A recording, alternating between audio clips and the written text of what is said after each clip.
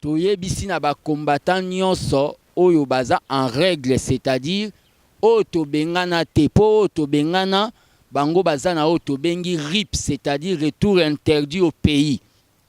Bakaneti ba Mubake, ba Sami Badibanga na ba Bruno Chibala. Donc bango wana baza na droit ya koya te na makambu na biso. Bango totia bango de RIP, retour interdit au pays. Le savoir-faire est une identité. De par sa grandeur, World Reflection vous offre plusieurs services de haute qualité afin de concrétiser vos rêves. Reportage caméra, shooting pour vos manifestations, fêtes de mariage, d'anniversaire, funérailles et autres. Il vous propose aussi les animateurs ou maîtres de cérémonie pour vos événements. Les artistes, vous n'êtes pas oubliés. World Reflection assure en vidéo la production des séries télévisées et des clips de haute qualité aux normes internationales. World Reflection, best of the best website in the world. Ataye moko yebi ke no akozala candidat là toza na makambo ya koloba mingi te toyebi ke no akokende na ye 2018 puisque élection soki esami na lolenge oyo tozolukela po esala élection ya façade te élection oyo tozoluka oyo komema kimia na mboka oyo tobanzi ke no tokolonga mais de Kabila kozala lisusu moko ya mboka oyo tozosenga kaka na bato oyo bazolanda biso ke no bazala na kimia bayoka ke no parti oyo ya peuple ezoloba ke no toza pour les élections mais tozo boya totie ba réserve polanda ki seja alobaki pona machine à voter oyo vraiment ko garantir vraiment élection ya que kozala transparence te yango boyoki ke IDPS aza pour les élections mais tout en émettant des réserves. World Reflection, best of the best website in the world. Le but que UDPS est un parti démocratique. Tony ma opinion ya baninga. Soko tali kono bozo mono papa Tshisekedi papa oyo azalinga ki mututu a s'exprimer librement. Comment lelo toye kotika candidature ya mokonzi o alingi a succéder pour jusqu'à la journée d'aujourd'hui tous en remplaçant Tshisekedi mais tous en bas successeur tous va succéder Tshisekedi na Lituanie.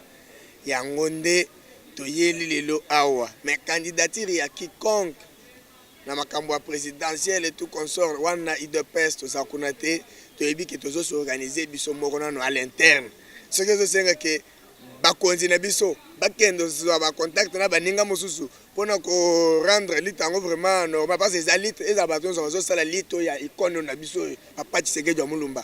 C'est là où to lebi ke bazala bienvenue tozo benga na mutu moko tozo exclure mutu moko te concernant lito yo pacifique et puis lito sacré au biso zo sala. Président Kabila a candidat de journaliste. A un pouvoir, a une mission, il a organiser l'élection, c'est fini. Président Kabila mandat na Cécilie depuis 2016. Souci na biso a présenté adversaire na biso notre romana pena en face na biso neti candidat pour te battre comme il faut. Pour te moni kuna bango tu bazo peser te. Na batu nyonso bazaki sima bazaki kuya bazo yemela ye bazo bajalelo o bazaki sima monsieur Kabila tout. Mais pour le moment si mana bango kuna soka meki kolekisaka moko bakopanzana neti mayani neti ba mbinzo wana ya mayanga yango nde tozoloba ke batika théâtre biso opposition toza bon moko lutte na biso eza pacifique bakoki kosala nyonso bakabola biso na ba question moko batindela biso bato batala boy batia mbongo ekozala toujours nul et sans effet tokosala dio ya malamu Nandenge président Tshisekedi a bengaki yango depuis ndenge kendaki na Congo na Belgique yango nde abengaki asalaki appel na ba homme politique tout basangana to sala bloc to bengana bato ba ko assiéger biso na mboka na biso ceux qui lelo ba rejoindre appel ya président Tshisekedi basali mabete to so sepela bazala wana to bunda to bengana monsieur Kabila na pouvoir na majorité na ye. Majorité faut baza na discours ya la population au mazo soda zo salaire na malonga te. Bana ba policier bazo tanga te. To moni ba mama nyonso bazo teka na wende bazo le chaque jour. Dollar eza 163 bazo futa ba 33 sur na 93. Toza wa discours nini au candidat majorité a comme la population. Biso to na discours et to démontrer population biloko nyonso ba yeba ke ba ko za l'écraser. On va l'écraser moko hotel matin na bango tout. World Reflection, best of the best website in the world.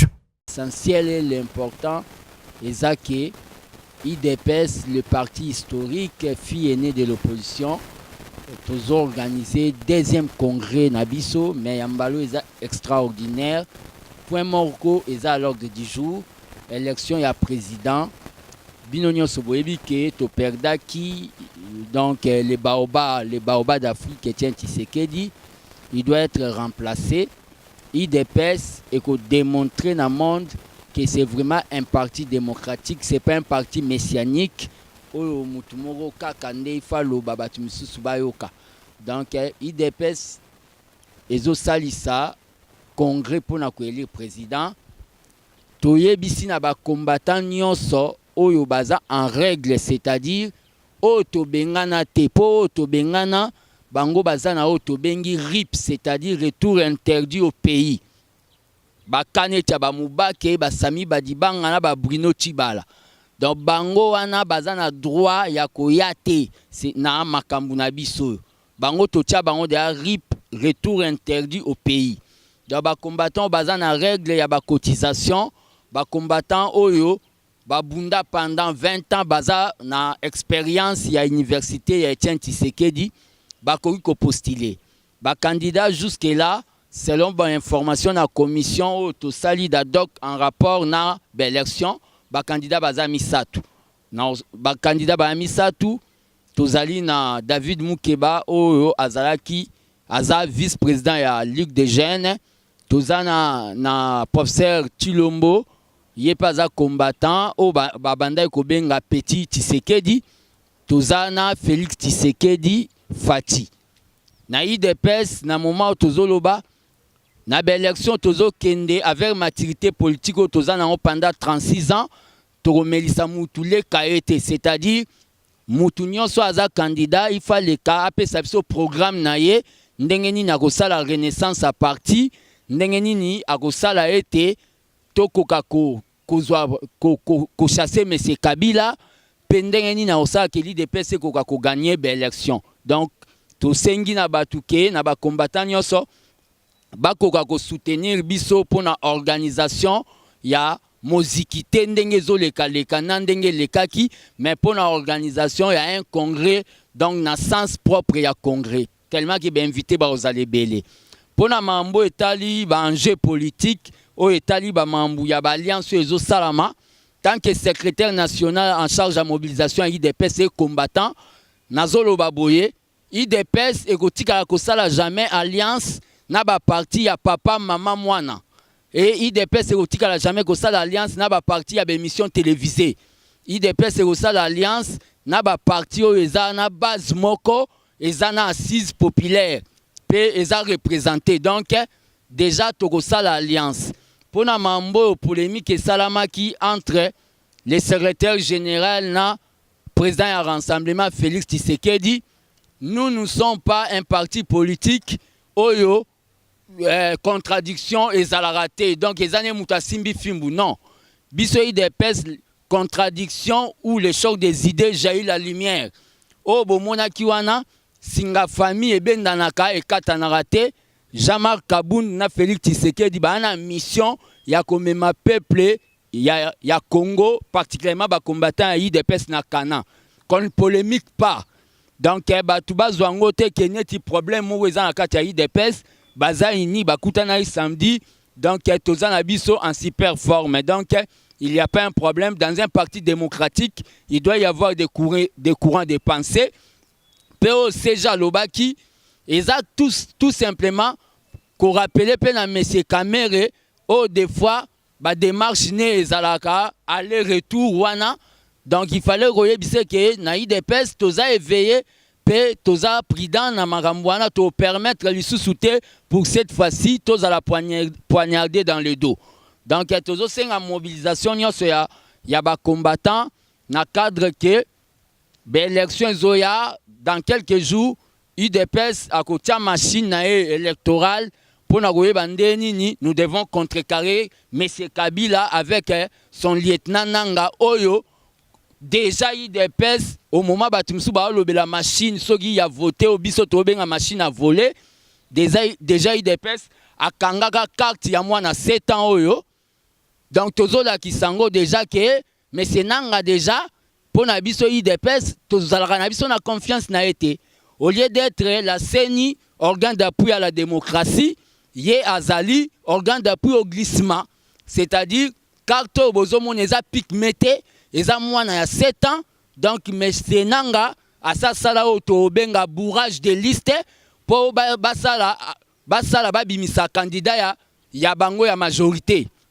IDPS et Kangango déjà ça fait déjà plus de 5 mois. Donc ngam na Kangango to bomba yango. Donc mais c'est nanga avant bisoto toko ta IDPS ezopesa ba préalable, c'est-à-dire machine à voler wana au moment batumsu ba lobelango lelo ngana lobelango il y a 5 mois que baboyango depuis 2006 na Pays-Bas.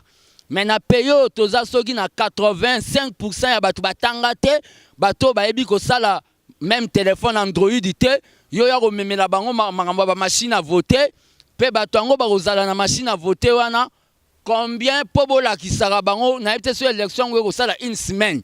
Waneza na yebite so bazolinga ba inventer la roue to bazoluka nini yango baluka midi à 14h. Tozoyebisa mese nanga soki a persister na makambo machine à voler na ewana ayeba ke na Côte d'Ivoire bakanga président ya commission électorale na bango akota kaso ba condamné 20 ans de prison. Donc mese nanga ayeba ke biso IDPS les élections sans machine à voter là nous sommes partants. Ou bien soki bango ba insister na machine à voter na bango wana nous on verra ce qu'on va faire. Donc, on a point de vue à partir de manière globale na enjeu politique oyo eza na RDC Congo. Donc, tous avons un soutien à Bino, le peuple gagne toujours. Donc, tous en la même morale, même si la nuit est longue, le jour finira toujours.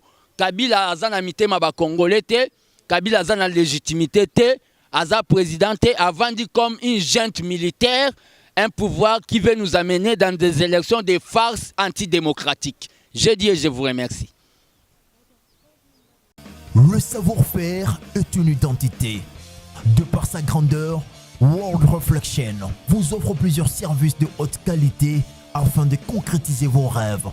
Reportage caméra, shooting pour vos manifestations, fêtes de mariage, d'anniversaire, funérailles et autres. Il vous propose aussi les animateurs ou maîtres de cérémonie pour vos événements. Les artistes, vous n'êtes pas oubliés. World Reflection assure en vidéo la production des séries télévisées et des clips de haute qualité aux normes internationales. World Reflection, best of the best website in the world.